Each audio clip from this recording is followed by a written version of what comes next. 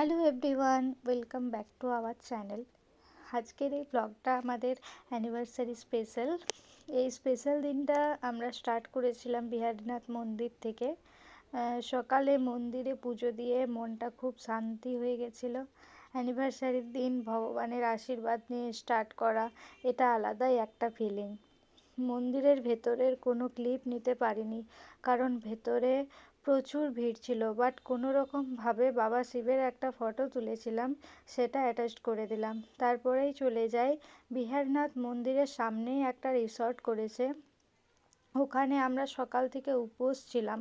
আমাদের খিদেও পেয়েছিল, তাই আমরা রিসর্টের রেস্টুরেন্টে চলে যাই, একটু খাওয়া দাওয়া করি, তারপর আমরা রিসর্টটা একটু ঘুরতে বেরোই। আমি আগেও এই রিসর্টে এসেছি। এবারে পুরো ট্রিপটা যেন আমাদের জন্য খুব স্পেশাল ছিল। অ্যানিভার্সারি প্লাস মন্দিরের ব্লেসিংস প্লাস নেচারের শান্তি, বিজি লাইফ থেকে একটু ব্রেক, শুধু ছিলাম আমরা আর এই সুন্দর একটা পরিবেশ।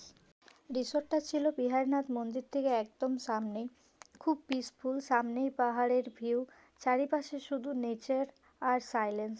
একটু ঘোরাঘুরি করলাম অ্যান্ড রিসোর্টটা এক্সপ্লোর করলাম। সত্যি বলতে আমাদের দুজনেরই এখানে এসে খুবই ভালো লাগছিল। আসলে সারাদিন বাড়িতেই থাকা হয়, এরপর একটা এত সুন্দর পরিবেশ পেয়ে আমরা দুজনই খুব হ্যাপি হয়ে গেছিলাম। আমাদের দুজনেরই খুব ভালো লেগেছিল। ওই রিসর্টে একটা সুন্দর সুইমিং পুলও ছিল, একটু ওখানেও টাইম স্পেন্ড করলাম।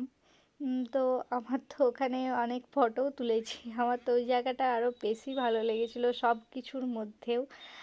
এরপর আর কি, বাড়ি তো ফিরতেই হবে। এই ব্লগটার মাধ্যমে আমরা আমাদের ছোট অ্যানিভার্সারি জার্নিটা আপনাদের সাথে শেয়ার করলাম।